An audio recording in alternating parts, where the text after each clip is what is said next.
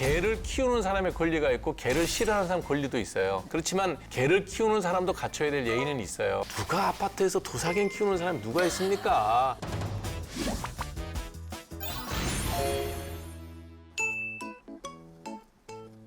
에휴, 우리 한우 이제 15살인데 할아버지 건강관리 잘해줘야 되는데. 한우? 네.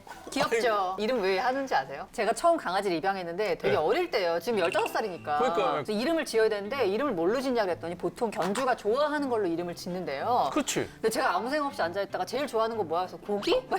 소처럼 튼튼하게 컸죠. 생긴 게 보니까 뭐 오래 살겠다. 너무 귀엽죠? 네. 네. 반려인구 천만 시대잖아요. 통계청에서 실시한 2020년 인구주택 총조사를 보면은 우리나라 7가구 중 1가구가 반려동물하고 같이 살고 있대요. 300만 가구가 넘는 수치. 가구로 따졌을 때. 오. 그래서 오늘은 반려동물하고 행복하게 사는 법, 이런 이야기를 좀 해보려고 합니다. 아파트 쭉 세서 7집 중에 하나는 있다는 얘기네. 우리나라에서 제일 많이 키우는 반려동물 뭔지 아세요? 깜짝이야. 개 키우는 가구가 한 242만 정도 된다고 하고 고양이 키우는 가구 71만. 아, 고양이도 많네. 그 외 동물 한 15만 정도라고 하는데 우리나라는 그래서 강아지파가 우세요. 일본하고 독일 같은 경우에는 아파트 연립주택같이 여러 사람이 모여 사는 시설이 있잖아요. 네. 거기는 처음부터 분양할 때 애완동물을 키울 수 있는 동과 그렇지 않은 동을 구별해서 분양해요. 제가 이거 왜 잘할 것 같아요? 키우니까? 아니요. 대한민국에서 최초로 애견 그 판결을 받아낸 당사자잖아요. 무슨 판결이요? 애완견 중에 몸무게가 25kg가 넘는 대형견을 아파트에서 키울 수 있다 없다에 대한 판례가 제 판례예요. 끝까지 소송이 가서 이겼어요. 그러고 나니 갑자기 동네에서 애완견들이? 그게 많이 보여. 몰래 키웠던 거야, 다들. 근데 원장님 그럼 지금 키우시는 강아지 있으세요? 지금 키우는 거는 저기 보여드릴까요? 귀여워. 네, 우리 집 강아지 복주, 복실이 주니어. 얘는 몇 살이에요? 얘가 지금 3살 됐죠, 이제. 한참 때네요. 근데 제가 알기로는 웰시코기가 얘가 진짜 에너지가 장난이 아닌 걸로 알고 있는데. 엄청납니다. 하루에 2번은 꼭 밖에 나갔다 와야 됩니다. 아침은 제 당번, 오후는 집사람 당번. 근데 일단 개들도 성격이라는 게 있잖아요. 내 성향하고 좀 잘 맞아야 되잖아요. 얘는 싸나워요. 얘 싸나워요? 목양견인가 그랬대. 맞아요, 목양견. 얘가 약물이 했던 개이기 때문에 그 짧은 다리로 무섭게 빨리 달려요.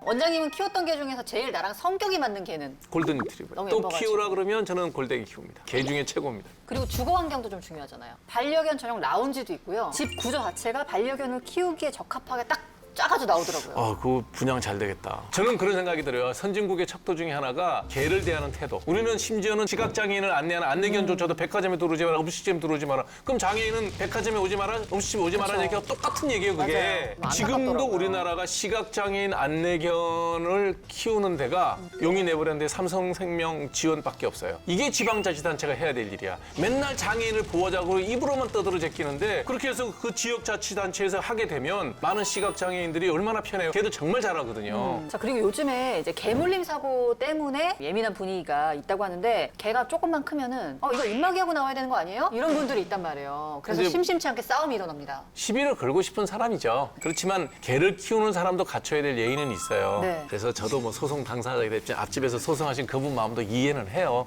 싫은 걸 어떡하겠어요. 감정의 문제인데. 근데 딱히 지진 문제라던가 이런 게 없으면 앞집이나 옆집에 피해를 줄 일은 별로 없지 않나요? 그분은 우리 집 강아지가 싫은 게 아니라 그 견주가 싫었겠지. 개를 키우는 사람의 권리가 있고 개를 싫어하는 사람 권리도 있어요. 근데 그걸 이제 또 누가 아파트에서 도사견 키우는 사람이 누가 있습니까? 그런 견종은 아파트에서 키우면 안 되는 거죠. 그리고 이제 그런 견종은 입마개를 당연히 해야 되는데 당연히 하는 거지만 안 해도 되는 개인데 서로 너무 불편하게 하거나 시비를 걸거나 시비 걸고 싶은 사람이에요. 그래서 시비 거는 걸 막을 방법이 참 없어요. 댓글 보면 시비 걸러오는 사람 얼마나 많아요. 댓글이라는 거는 보고 난 다음에 방송의 내용이 어떤 부분 우리가 알고 있는 정보랑 다르다. 너가 한 얘기가 틀렸을 수도 있다. 이런 거 댓글 하는 거 아니에요? 참고가 됐습니다. 고맙습니다. 아유 방송 봤더니 치료해요. 뭐 이런 얘기랑 그런 것까지는 좋은데 누가 봐도 시비하는 사람이야. 그쵸. 그거 지가 무슨 구독자가 벼슬이라고 뭐 이렇게 탈퇴하게 해서 나가세요.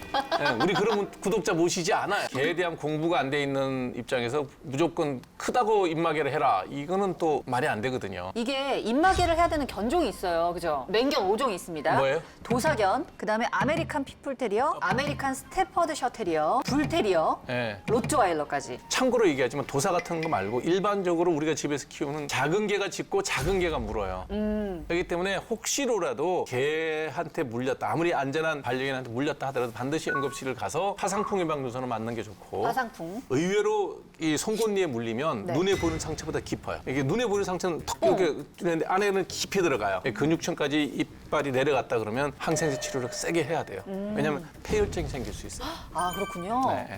이거는 꼭 알아둬야 되겠네요. 그러니까 물린 거는 본인이 제일 잘 알고 부어요. 그리고 그리고 강아지 같은 경우에는 지금 이제 동물 등록 필수입니다. 등록하지 않을 경우에 과태료 최대 100만 원입니다. 그렇죠? 저기 가니까 하더라고요. 그 어디지 동물병원 동물병원. 가니까 하라 그러더라고요. 네. 근데 그 등록 현장인지 어떻게 알아? 올해 2월인가부터 본격적으로 단속을 한다는 지침이 내려오긴 했어요. 뭘 어떻게 등록할 단속을 할 거냐고. 근데 결국은- 단속하는 현장을 본 적은 없습니다. 그러니까 그게 처치 곤란한 상황으로 걔가 막 풀리고 난 다음에 그거를 얘가 등록을 했냐 안 했냐 따지지 말고 처음 브리딩하는 과정 중에 그냥 그때부터 딱 인식해서 내보내야지. 훨씬 쉬운 방법인데 여기는 건드리지를 않고 담당 공무원들이 그걸 다 해결하려면 전부 이 삑삑이 대고 앉아서 등록했냐는데 그걸 시비하고 있을 거냐고. 그 공무원들이 몇 명 있어야 되겠어요. 그 인력을 또 언제 충원할 거야? 그거 다 누구 세금으로 할 거냐고. 그러니까요. 간단하고 쉬운 방법인데 그거는 안 하고 딴 일을 한다는 거예요. 아, 원장님 어떻게 국회를 보내드려야 되는데. 그보다 더 높은 데가 일을 잘하죠. 그거 갖고 안 낸다니까. 자, 그래서 어쨌든 지금은 이제 몸에 안쪽에 넣는 마이크로칩이 칩이 있고, 그다음에 여기 이제 외부에는 목걸이로 목걸이로 하는 있고, 요 네. 인식칩이 있는데 네. 내장칩 부작용 걱정하시는 분들이 좀 있거든요. 괜찮아요. 부작용 왜냐면 아직 없죠? 거의 별로? 없어요. 이제 좀 움직일 수가 있다고 걱정하는데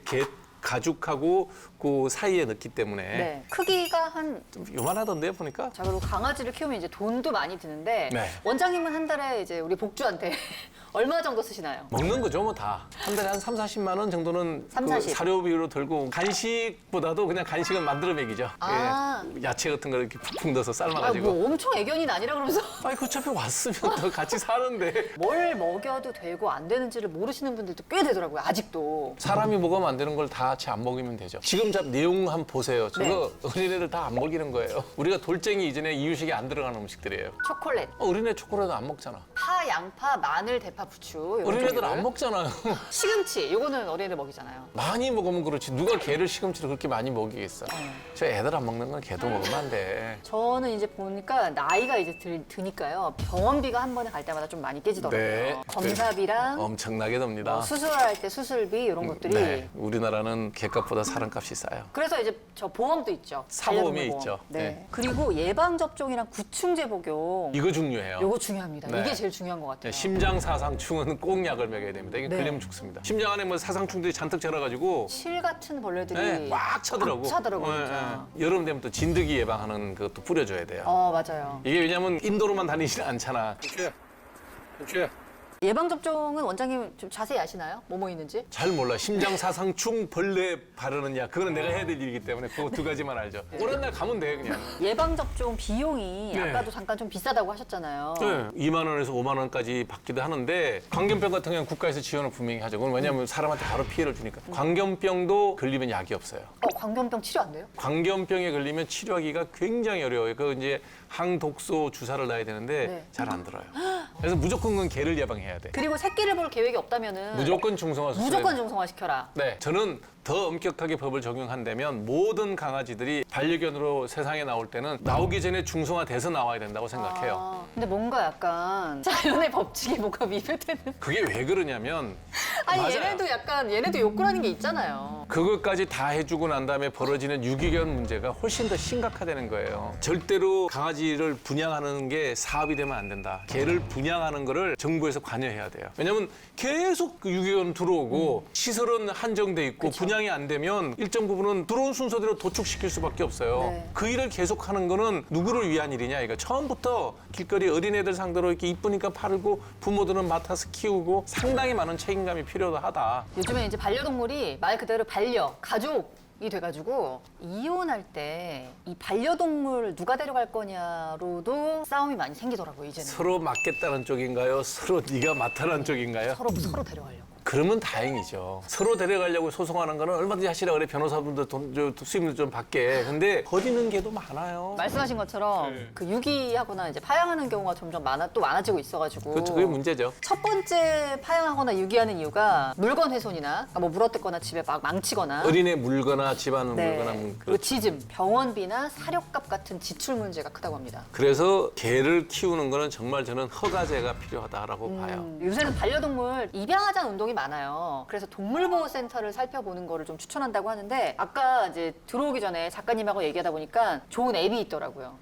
저기 유기견 입양하는 데가 있어요. 네, 포인핸드라는 예. 앱이 있어가지고 네. 이게 지역별로 또 어디로 가면은 그런 유기견이나 입양할 수 있는 강아지들을 만날 수 있는지 네. 다 잘 나와 있더라고요. 개라는 거는 최소 15년 동안 내가 책임을 다해야 되는 동물이기도 하고 집에 들어오면 식구가 되는데 네. 그에 대한 책임감 없이 강아지를 아니면 고양이를 받아들이는 거는 그건 문제가 많다. 처음부터 책임감 있는 사람한테 분양을 그건 해야 맞아요. 되고 예를 들어 저렇게 해서 세금 받는 게 목적이 유기견을 처리하는 게 아니라 네가 잘 키웠나 안 키웠나를 보려면 15년 뒤에 이자 붙여서 환불해 주면 되지. 보증금을 내는 건 맞아요. 내가 반려견을 키우겠다. 300만 원을 보증금을 걸겠다. 우리 강아지가 무지개 다리 건너고 나면 사망 확인서를 받을 거 아니에요. 네. 그걸 받고 난 다음에는 그 보증금 돌려달라. 내가 사회에 해패 끼치지 않고 잘 키웠다가 보냈다. 이건 혹시 어디 다른 해외에서의 사례인가요? 아니요, 내 머릿속에 나오는 거죠. 오. 제가 똑똑하잖아요. 웬일이야? 웬일이라뇨? 저를 멍청하게 왔다는 얘기네. 그리고 잘 키우고 개가 떠나고 난 다음에 보증금은 돌려줘. 반환받고. 이거 너무 좋다. 그 돈도 없으면 개 키우기 힘듭니다. 왜냐하면 개 키우는데 돈 들어요. 맞아요. 그러니까 이거 갖고 너 또 뭐 돈 자랑하냐 그러고 뭐 할 말은 없는데 그거는 개에 대해서 집에서 들인 생명에 대한 자기의 최소한의 도리라는 거야. 그럴 자신이 없으면 유튜브도 보고 뭐도 보고 이쁘만 하세요. 키우지 마세요. 이런 말해서 맨날 욕만 먹어 근데. 원장님 제가 언젠가는 저기 보내드릴게요. 어디로요? 국회로 보내드릴게요. 네, 오늘 진료가 마지막으로 한 줄 평으로 표현하신다면요?